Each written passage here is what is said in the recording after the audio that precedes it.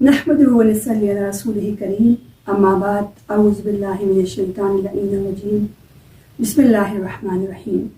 नाज़रीन, GB2 news का programme वजूद ज़न से है तस्वीर कायनात में रंग लिए आपकी मेज़बान मरियम बतूल ऐनी आपकी खिदमत में हाजिर है।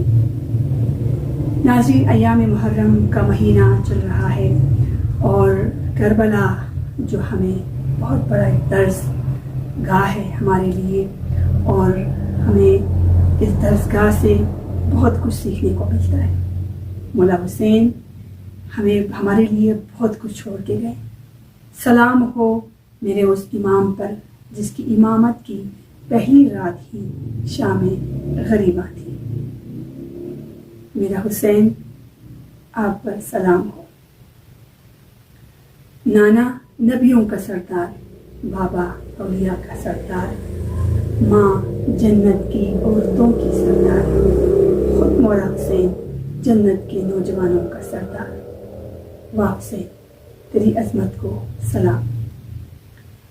नाज़रीन, वाक़या करबला के बाद जो सिलसिला चला यजीद और हज़रत ज़ैनब सलामुल्लाह अलैहा के दरमियान। ज़ैनब सलामुल्लाह अलैहा दरबार यजीद में जलाली खुतबात उन्होंने दी और सुनने वाले कहते रहे वाक़ईन अली की बेटी है, वाक़ईन अली की बेटी है। हज़रत ज़ैनब सलामुल्लाह अलैहा की दमिश्क के दरबार में यजीद को ललकार के रखा और यजीद के जितने भी कुर्सी नशीन थे सब पत्थर बन के देखते रह गए। सलाम हो मेरी बीवी ज़ैनब सलामुल्लाह अलैहा पर, आपकी खुतबात हमारे लिए मशअले राह है। पूछ यजीद से तेरा राज कहाँ है, पूछ यजीद से तेरा राज कहाँ है, वो खून से आलूदा तेरा ताज कहाँ है, वो खून से आलूद तेरा ताज कहाँ है। जिंदा है हुसैन इब्ने अली जिंदा रहेगा, जिंदा है हुसैन इब्ने अली जिंदा रहेगा। लानत के सिवा जिक्र तेरा आज कहाँ है, लानत के सिवा जिक्र तेरा आज कहाँ है। पूछ यजीद से तेरा ताज कहाँ है, वो खून से आलूदा तेरा ताज कहाँ है। नाज़रीन कराम, खुतबा हज़रत ज़ैनब सलामुल्लाह अलैहा का सिलसिला हम अपने इस प्रोग्राम के तवस्सुत से आप तक पहुँचाने की कोशिश करते हैं। आज हमारे प्रोग्राम में हमारी दूसरी मेहमान शख्सियत जिससे मैं आपको मिलवाऊंगी, इंशाअल्लाह ताला वो हक अदा करने की कोशिश करेंगे। आइए आज के मेहमान से मिलते हैं। नाज़रीन, आपको जैसे कि मैंने बताया हमारी मेहमान शख्सियत जो है ख्वाजा नजमा बतूल साहिबा है और इन्होंने जो है लाहौर से तालीम हासिल की। इस्लामी तालीमात में अल्हम्दुलिल्लाह नुमाया खिदमात और नुमाया पोजीशन है और इनका ताल्लुक़ स्कर्दू के जो गाँव है खरमा से इनका ताल्लुक़ है और आजकल स्कर्दू में ही मुकीम है। तो अय्याम मुहर्रम में हमने इनको ज़हमत दी कि ख़्वाहर जो है यहाँ पे आई और हमें खुतबा हज़रत ज़ैनब सलामुल्लाह अलैहा से हमें अवेयरनेस दे, हमें आगाही दे कि वो टाइम और वो खुतबा जो है ईमान को ताज़ा करने वाली खुतबात में से है। तो इंशाअल्लाह हम ख़्वाहर को माइक ख़्वाहर के हवाले करते हैं और हम सब मुस्तफ़ीद होते हैं। औज़ु बिल्लाहि मिनश शैतानिर रजीम, बिस्मिल्लाहिर रहमानिर रहीम। सबसे पहले मैं GB2 चैनल की शुक्रगुज़ार हूँ और उसके बाद बिलखुसूस ऐनी बाजी की मैं शुक्रगुज़ार हूँ कि उन्होंने मुझे ये मौका दिया कि मैं यहाँ पर आकर खुतबात हज़रत ज़ैनब से आप सबको मुस्तफ़ीद करूँ। सबसे पहले जो है अय्याम मुहर्रम है, अय्याम शौक़ है। इन अय्याम में हमें जो है हज़रत हुसैन और आले हुसैन के गम में सोगवार होना चाहिए।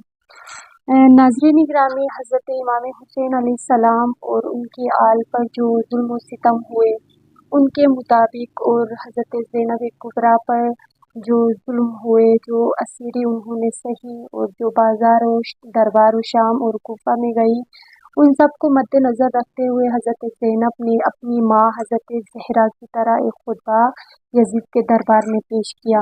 आज मैं आपके सामने हज़रत ज़ैनब कुबरा सलामुल्लाह अलैहा का खुतबा पेश करूँगी और साथ में ही ये बता दूँगी कि औरत को कब और किस तरह से जिहाद करनी चाहिए।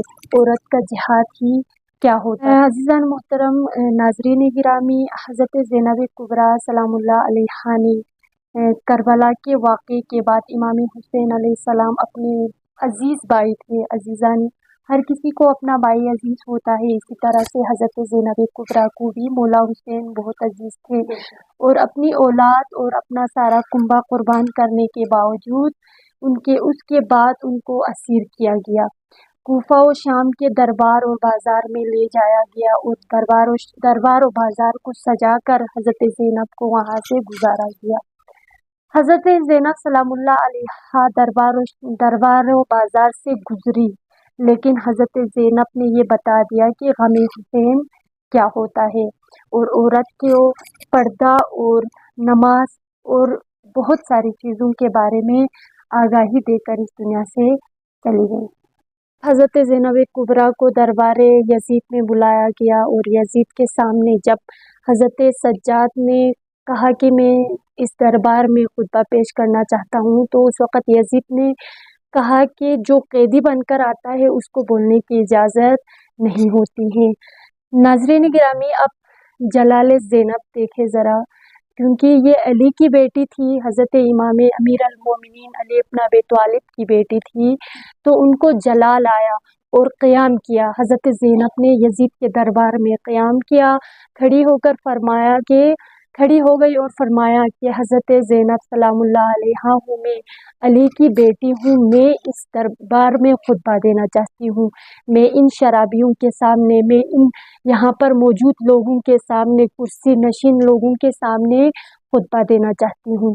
عزیزان محترم، یہاں میں آپ کو ایک پوائنٹ بتاتی چلوں کہ جب عورت کو کس وقت قیام کرنا چاہیے، کس وقت جہاد کرنا چاہیے، اگر ہم تاریخ کے اوراق کو پلٹا لے اور دیکھ لے کہ جب حضرت زہرا اور حضرت امام علی علیہ السلام کا دور تھا، امام علی علیہ السلام کو گوشہ نشین رکھا گیا، اور حضرت زہرا نے اس وقت جب وقت امام پر پابندی لگائی گئی تو حضرت زہرا نے بھی اصحاب کے سامنے آ کر خطبہ دیا، اور بالکل اسی طرح سے یہی دور اب حضرت زینب کا ہے۔ حضرت زینب دیکھتی ہیں کہ یزید کے دربار میں حضرت سجاد پر پابندی لگائی جا رہی ہے، تو اس وقت حضرت زینب کھڑی ہو جاتی ہے، قیام کرتی ہے اور فرماتی ہے کہ میں اس دربار میں خود علی کے لہجے میں خطبہ دینا چاہتی ہوں۔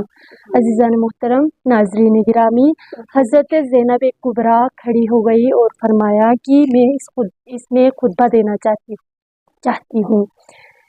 ناظرین گرامی، اب حضرت زینب نے یہ بتایا کہ عورت کو جب وقت کے امام پر پابندی لگائی جائے تو عورت کا جہاد یہ ہے کہ وہ قیام کر لے۔ حضرت زینب قیام کرتی ہے اور فرماتی ہے، خطبہ بیان فرماتی ہیں کہ بسم اللہ الرحمن الرحیم، ثم کان عاقبۃ الذین اساءوا السوء ان کذبوا بآیات اللہ وکانوا بہا یستہزئون۔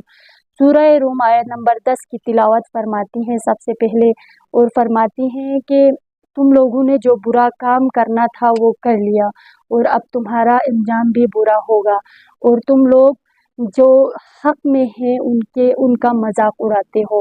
عزیزان محترم، ناظرین گرامی، حضرت زینب کبریٰ نے سب سے پہلے کہا کہ الحمدللہ رب العالمین والصلاۃ والسلام علی اشرف الانبیاء والمرسلین۔ حضرت زینب نے اللہ کا شکر ادا کیا اور اس کے بعد رسول اور آل رسول پر درود بھیجا۔ اس کے بعد فرمایا کہ حضرت زینب نے فرمایا، قیام کر کے فرمایا کہ اے یزید، تو مجھے خطبہ دینے سے روکے گا؟ میں علی کی بیٹی ہوں، میں فصاحت و بلاغت میں علی کا لہجہ رکھتی ہوں، میں خطبہ اس دربار میں خطبہ ضرور دوں گی۔ اس وقت حضرت زینب نے کہا کہ اے یزید، تو سمجھتا ہے کہ تو نے میرے بھائی کو قتل کر کے، میری اولاد کو قتل کر کے، میرے کنبے کو قتل کر کے، ہمیں اسیر بنا کر، ہماری مستورات کو اسیر بنا کر یہ سمجھتے ہو کہ تم جیت گئے ہو، تمہیں عزت ملی ہے؟ نہیں، تمہیں اس طرح سے کبھی عزت نہیں ملے گی، اور نہ ہی اس غلطی کا ازالہ تم کبھی کر سکتے ہو۔ تم زندگی پر پچھتاوا اور زندگی بھر اسی گلٹ میں تم مر جاؤ گے۔ कुबरा ने फरमाया कि कसम है उस ज़ात की कि जो इस कायनात का बनाने वाला है, हम सब को खल्क करने वाला खालिक है, उस ज़ात की कसम तुमने अपने सिवा, अपने नफ्स के सिवा किसी पर जुल्म नहीं किया है। तुम हमारे ज़िक्र को कभी मिटा नहीं सकते, तुम हमारे लोगों के दिलों से हमारे ज़िक्र को, हमारी मोहब्बत को कभी मिटा नहीं सकते। ए यजीद, यही शाम होगा, एक वक्त ऐसा आएगा, ये वक्त गवाह रहेगा, और एक वक्त ऐसा आएगा कि जब इसी शाम में, जहाँ पर आज मैं कैदी बनकर आई हूँ, इसी शाम में हर जगह लिखा होगा कि ज़ैनब के शहर में खुशामदीद, और इसी शहर में मेरा रोज़ा होगा और सब लोग ज़ियारत के लिए यहाँ पर आएंगे, लेकिन यजीद की कब्र की कोई निशानी नहीं होगी। यजीद का नामो निशान इस दुनिया से मिट जाएगा। सब लोग हमारा ज़िक्र अपने दिलों में हमेशा के लिए ज़िंदा रखेंगे, और एक ऐसी कौम पैदा होगी, एक ऐसी नस्ल आएगी कि जो इमाम हुसैन अलैहिस्सलाम के गम को अपने दिलों में ज़िंदा व पाइंदा रखेगी। अज़ीज़ान मोहतरम, बस मैं आखिर में खुलासातन यही बताना चाहूँगी कि ज़ैनब कुबरा ने यही बताया कि औरत को जो है, जब वक्त इमाम पर पाबंदी लगाई जाती है तो औरत को क़याम करना चाहिए। और फिर हज़रत ज़ैनब कुबरा के हाथ पसे गर्दन बंधे हुए थे, हाथ बंधे हुए थे, फिर भी हज़रत ज़ैनब ने क़याम करके खुतबा दिया।